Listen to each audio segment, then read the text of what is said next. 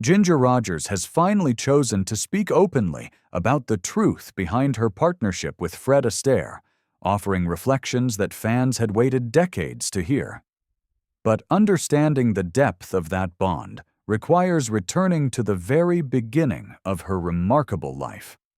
Born Virginia Catherine McMath on July 16, 1911, in Independence, Missouri, Ginger spent her childhood nurtured by her determined and resourceful mother, Layla Owens Rogers. Layla encouraged creativity and independence, shaping a household where Ginger's love for movement, rhythm, and stagecraft flourished naturally. Her first major stepping stone arrived at just 14 years old when she won a Charleston contest. That victory changed everything. It pushed her into touring vaudeville companies, then onto Broadway stages where her spark, humor, and confidence captured full theaters.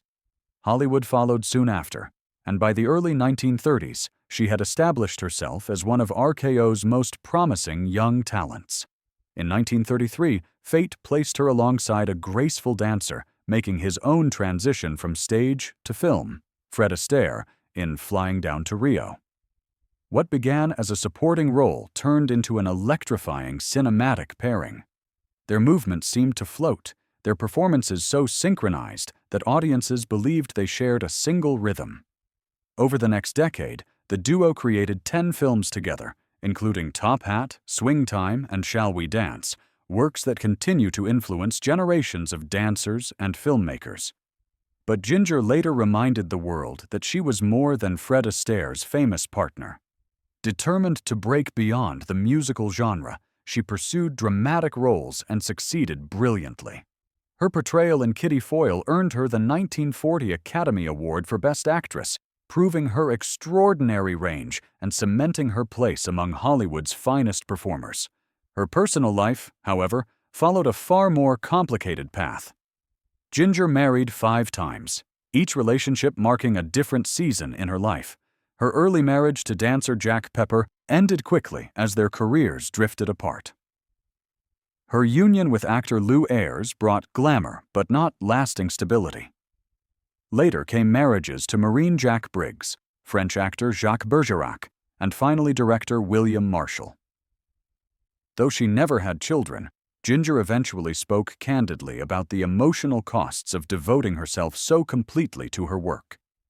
After decades of rumors, she finally addressed her connection with Astaire. She dismissed the myth that they were distant off-camera.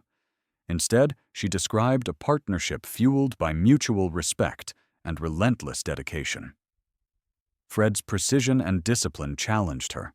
Her strength and intuition balanced him. Their rehearsals were exhausting, she admitted, but their shared pursuit of excellence made every routine unforgettable.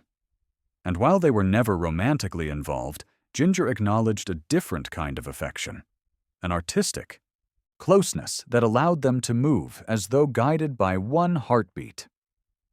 In her later years, Ginger divided her time between her peaceful ranch in Medford, Oregon, and her sunlit home in Rancho Mirage, California. She passed away there on April 25, 1995, at age 83.